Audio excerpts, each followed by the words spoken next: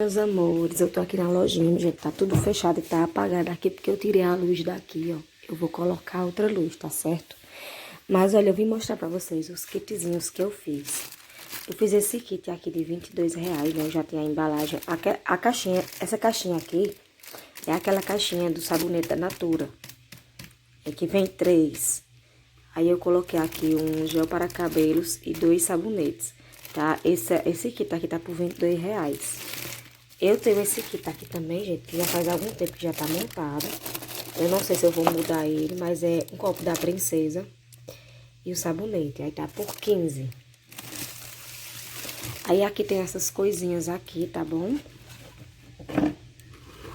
Tem esse kit também do Spider-Man, que é a colônia e o gel, tá por 38. E eu ainda vou montar com essas colôniazinhas, tá? Desse lado aqui, eu tenho essa boneca que vocês já viram, com a colôniazinha, que tá por 42. Tenho esse, né, com o refil e os 3 sabonetes, R$36,50. Tenho esse aqui que eu mudei, porque Arthur pegou o carro daqui, minha gente. Aí ficou por 35, a colônia e os 2 sabonetes. E tem esse aqui também que tá por 35, 35. A colônia e o sabonete, tá? Aqui embaixo, eu já tinha esses kits, que é o creme para pentear e o sabonete, tá? Esse que tá aqui, ele é 39. E tem esse com a colônia da Frozen, 2 sabonetes e o creme para pentear. Agora esse aqui eu tenho que ver o preço. Ah, tá aqui. Tá de 55. Então, gente, meus kits são esses, tá bom? Eu ainda vou estar organizando mais umas coisinhas, tá certo?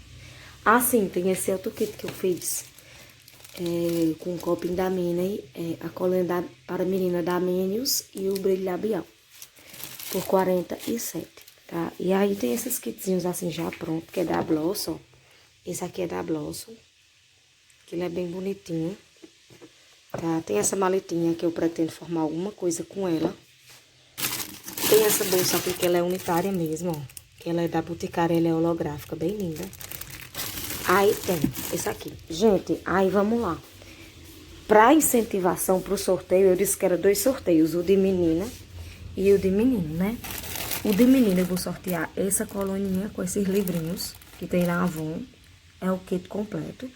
E esse é o sorteio de menina. Então, eu disse a vocês que eu ia fazer um sorteio, né? E eu ia sortear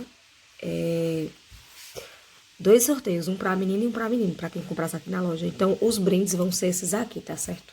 Se eu mudar o brinde, alguma coisa, se eu acrescentar ou tirar, eu vou mostrar pra vocês, tá bom? Beijos pra vocês e quando chegar mais novidade eu vou mostrando. Tchau, tchau.